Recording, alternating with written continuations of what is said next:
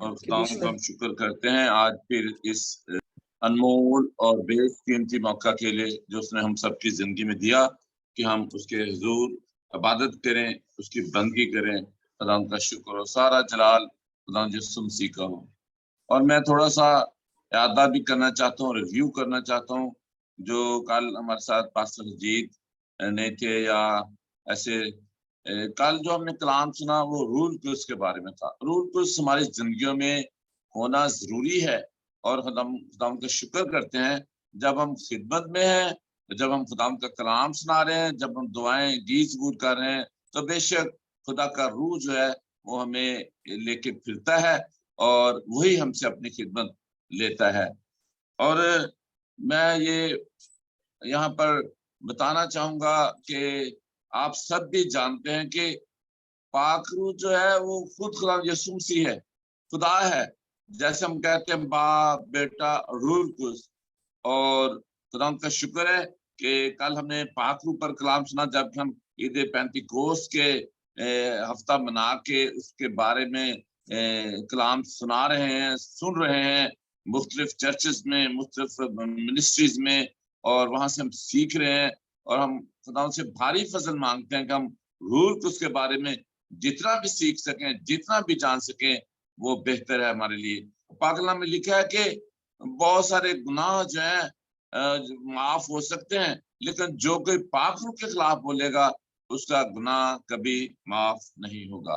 लेकिन इसके साथ साथ हम देखते हैं कि दुनिया में या आसमानी मुकामों में, जैसे हम अक्सर कहते हैं, हमारे पास्टर्स, हमारे खादम, दो तरह की जंग लगी हुई है।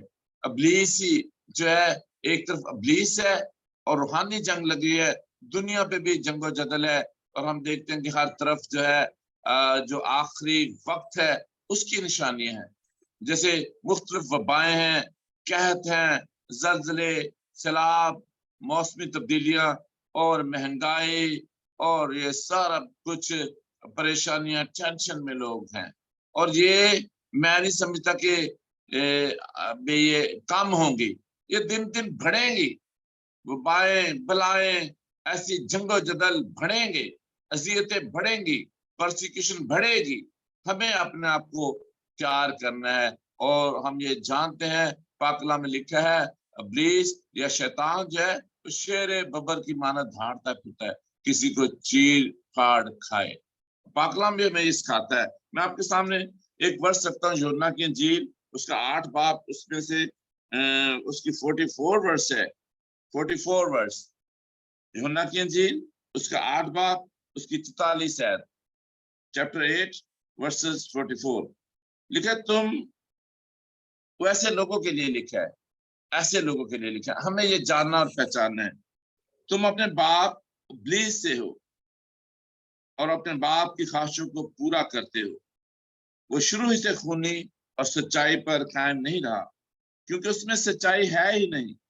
जब वो झूठ बोलता है तो अपने ही से कहता है, क्योंकि वो झूठा है, बल्कि झूठ का बाप है।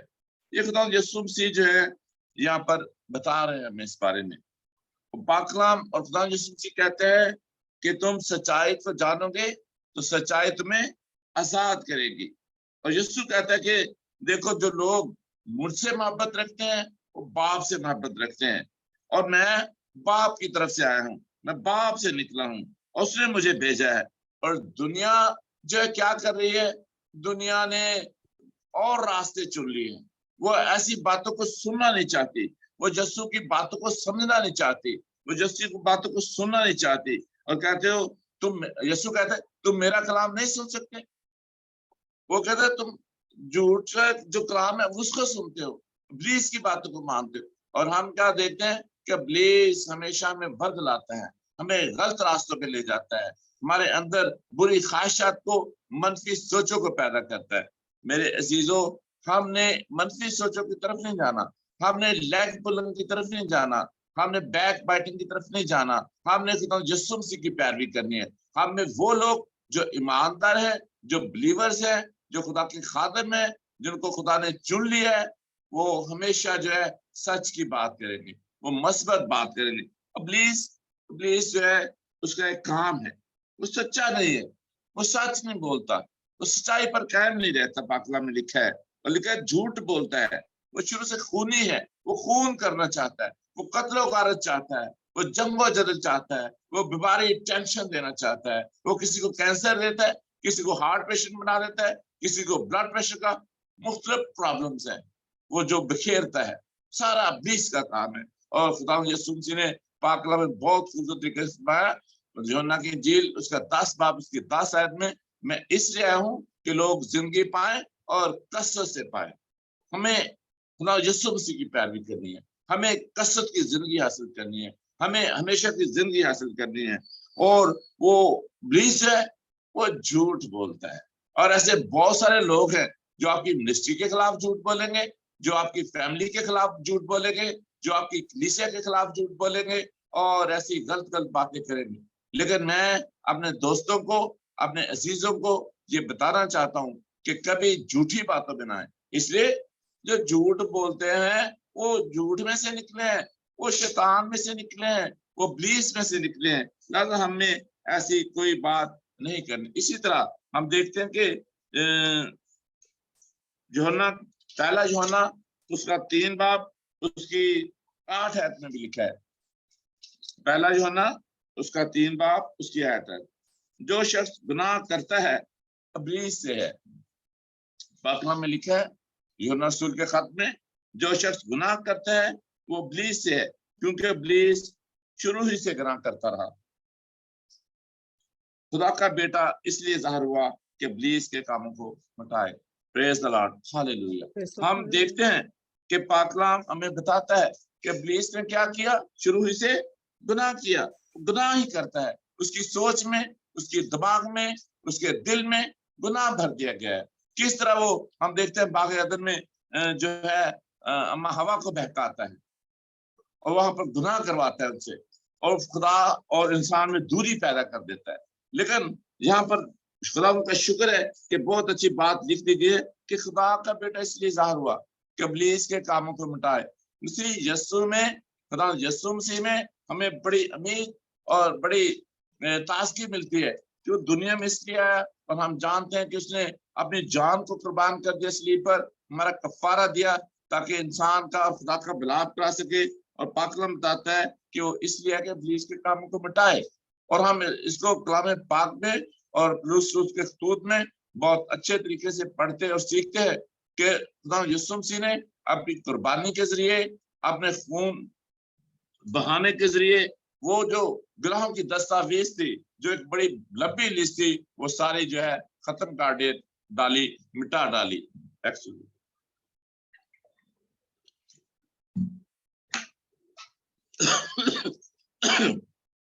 और फिर पाक कलाम यहाँ पर ही पहला यूहन्ना उसके 3 बाब उसकी आगे जो आयत लिखी है 10 आयत उसमें लिखा है, जो कोई रास्तबाजी के काम नहीं करता वो खुदा से नहीं। आए हमको अपने आप के अंदर देखना है, झांकना है, हमें खुद सीखना है, हमें दूसरों को सिखाना है और बताना है क्या हम रास्तबाजी के काम करते हैं। अगर हम रास्तबाजी के काम नहीं करते तो फिर हम खुदा से नहीं। अगर हम खुदा से होना चाहते हैं, जरूर है कि हम तौबा करें, जरूर है कि हम बपतिस्मा ले, जरूर है कि हम रूह को हासिल करें ताकि हम रास्तबाजी के काम कर सके। और रास्तबाजी काम फिर ऐसे नहीं होते कि हम वही बात जो लेट पुलिंग करें। हमें चाहिए कि हम खुदा से तौफीक मांगे, जैसा खुदा यीशु मसीह ने दिल पाया है वैसा ही हमारा दिल हो। हम अच्छे काम करें, हम नेक काम करें, हम भलाई करें। पाक कलाम फरमाता है अगर तू भलाई करना जानता है नहीं करता तो गुनाह करता है। हम देखते हैं खुदा यीशु मसीह जब इस दुनिया में आए तो उन्होंने कंटिन्यूसली जो है भलाई की। कैसे? हम देखते हैं जब वो किसी बीमार को देखते हैं उसको शिफा देना चाहते हैं, जब वो किसी भूखे को देखते हैं उसको रोटी खिलाना चाहते हैं। हम जानते हैं कि लाजर जो है 4 दिन से मुर्दा था और खुदा यीशु मसीह उसको जिंदा करते हैं और खुदा यीशु मसीह जिंदगी देते हैं। और पाक कलाम में हमने सीखा कि मैं इसलिए आया हूं कि जिंदगी पाए और कसरत से पाए। और खुदा का प्लान भी यही था।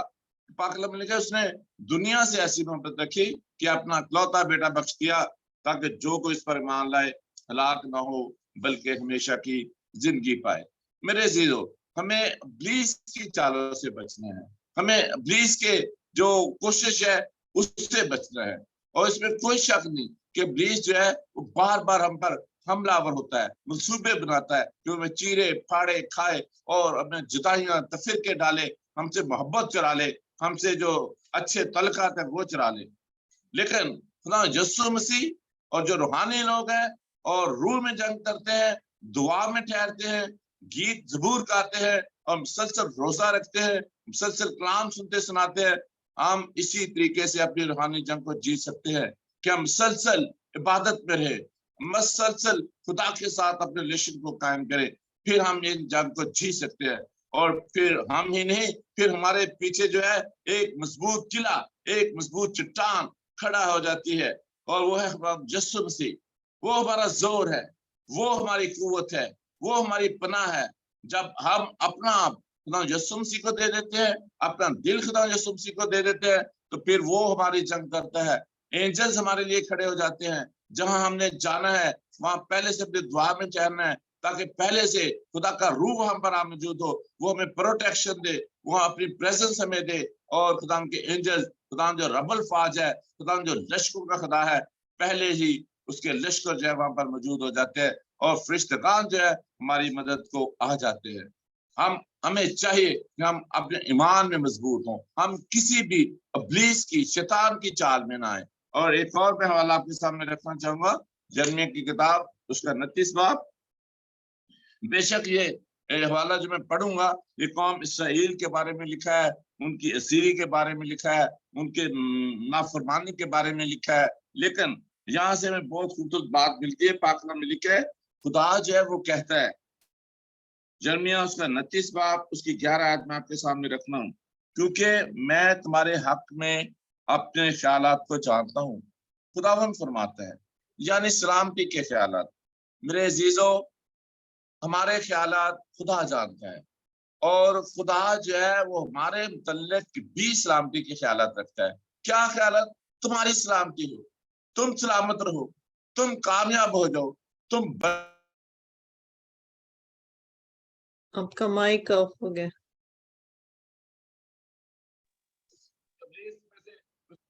चुंगल इसमें से निकल जाओ, बरकत पाओ हर तरीके से। पाक कलाम में फिर आगे लिखा है, बुराई के नहीं, खुदावन जो खुदा है, जो खुदा बाप है, फिर खुदा यीशु मसीह जो है नए अहदनामे में, वो हमारी बुराई नहीं चाहता, वो हमारी मौत नहीं चाहता, वो हम पर बीमारी परेशानी नहीं चाहता। वो कहता है, मैंने तुम्हारी सारी फिक्र उठा ली है, तुम कोई फिक्र ना करो, तुम्हारी फिक्र मुझ पर है। पाक कलाम में लिखा है, पाक कलाम में लिखा है कि मैं तुमको नेक अंजाम की उम्मीद बख्शूं। मैं यही वर्ष पढ़ रहा हूँ, यिर्मयाह में से 29 बाब उसकी 11वीं आयत पढ़ रहा हूँ। पाक कलाम में लिखा है कि सलामती के ख्यालात, बुराई के नहीं, नेक अंजाम की उम्मीद बख्शूं।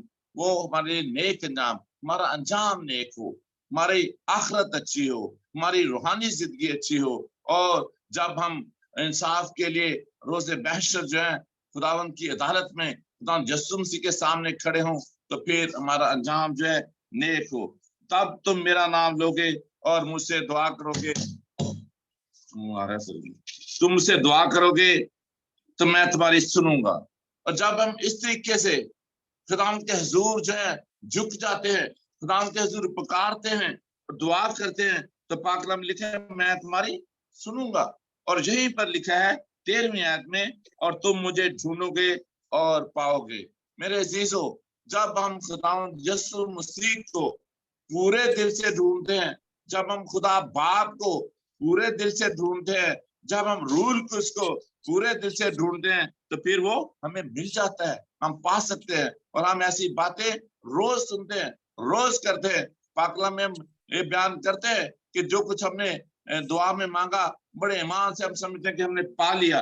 पाक कलाम कहते हैं, तुम मुझे ढूंढोगे और पाओगे, और जब पूरे दिल से मेरे ताल्लुक तो मैं तुमको मिल जाऊंगा। मेरे अजीजों, आज हमें इन बातों की जरूरत है कि हम पूरे दिल के साथ, पूरे दिल के साथ, थोड़े से दिल के साथ नहीं, कुछ हिस्सा नहीं, कुछ टाइम नहीं, मुकम्मल अपने आप को खुदा के हुजूर सरेंडर करें, उसके आगे झुकाएं, अपना तन मन धन उसको दे दे।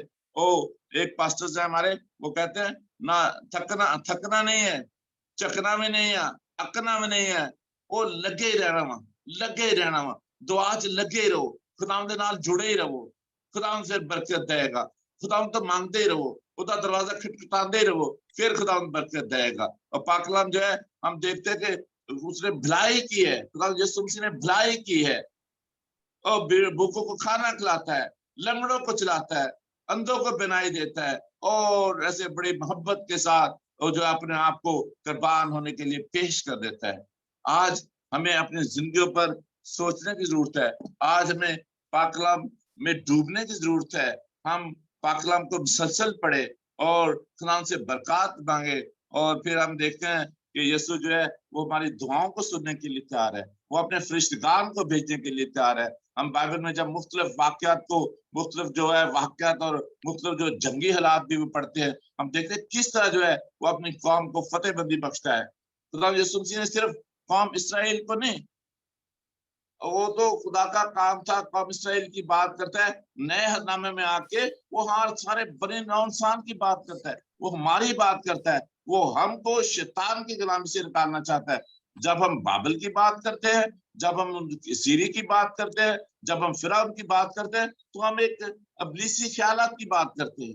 ऐसे ख्यालात, वो बुत प्रस्त कौम थी, वो जुल्म करने वाले लोग थे, लेकिन खुदा यीशु मसीह ऐसा नहीं, खुदा ऐसा नहीं, खुदा प्यार करने वाला, खुदा यीशु मसीह प्यार करने वाला, पाकरू प्यार करने वाला, पाकरू में हिदायत देने वाला, पाकरू हमारी रहनुमाई करने वाला।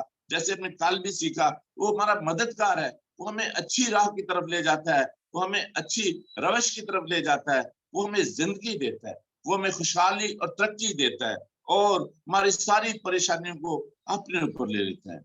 आए मेरे चीजों, हम इस कलाम पर सोचे, आए हम अपने आप को खुदा के हुजूर झुका दे, अपनी फिक्र खुदा यीशु मसीह पर छोड़ दे। जिस तरह ने मत्ती की इंजील में कहा है कि आए मेहनत उठाने वालों और बोझ से दबे हुए लोगों, सब मेरे पास आओ, मैं तुम्हें जिंदगी का आराम दूंगा, मेरा जुआ मुलायम है। आए हम खुदा के हुजूर उसके पास आ जाए। अपनी परेशानियां फिक्रों से हम कुछ भी नहीं कर सकते, हम अपने आप को खुदा उनके हैंड ओवर कर दें, उसके कवि हाथ के नीचे आ जाए। जैसा हम रोज पाक कलाम में सीखते हैं कि खुदा उनके कवि हाथ के नीचे फरोतनी से ठहरे रहो, तो ऐन वक्त पर तुम्हें सरफराज करेगा। सरफराजी चाहते हैं, ये चाहते हैं कि हमारी दुआएं सुनी जाए, तो फिर सब्र करे, फिर खुदा उनका हाथ मांगे, खुदा उनका मदद मांगे, उसकी रूल को उसको मांगे, और अपने आप को हमेशा उसके सामने पेश करे और झुकाएं और दुआ में ठहरे, और वैसा दिल जो खुदा के लोग हैं उनसे भी प्यार करे, उनसे भी मोहब्बत करे, और जो आप भलाई कर सकते हैं उनसे भलाई करे। ताकि पाक कलाम में लिखा है, पास अगर तुम भलाई करना जानते हो और नहीं करते तो गुनाह करते हो। हमें गुनाह करने की जरूरत तो नहीं है, हम खुदा के खादम हैं, हम खुदा के लोग हैं, हम उसकी पैरवी करने वाले लोग हैं, बस हम भलाई ही करेंगे। आए मेरे जीजो, आज से ये अहद करें कि हम भलाई ही करेंगे, हम अच्छे काम ही करेंगे, हम किसी की चुगली नहीं करेंगे, हम किसी के खिलाफ नहीं बोलेंगे, हम झूठ नहीं बोलेंगे, और हम किसी की लेग पुलिंग नहीं करेंगे, हम किसी की बैक बाइटिंग नहीं करेंगे, हम रास्तबाजी की जिंदगी को अपनाएंगे। जब हम रास्तबाजी की जिंदगी को अपनाएंगे तो पाक कलाम में लिखा है, पहले ढूंढो तुम उसकी बादशाही और रास्तबाजी, तो फिर सारी चीजें तुमको मिलती जाएंगी। खुदा हमें हर तरह की बरकत देना चाहता है, खुदा हमें रूहानी बरकत देना चाहता है, खुदा हमें पाक रूह देना चाहता है। आए हम अपने आप को तैयार करें ताकि पाक रूह को हासिल कर सके। खुदा इस कलाम की वसीला से आप सबको और मुझे बरकत दे। आमीन। आमीन। खुदा उनकी शुक्रगुजारी करते हैं इस खूबसूरत कलाम के लिए।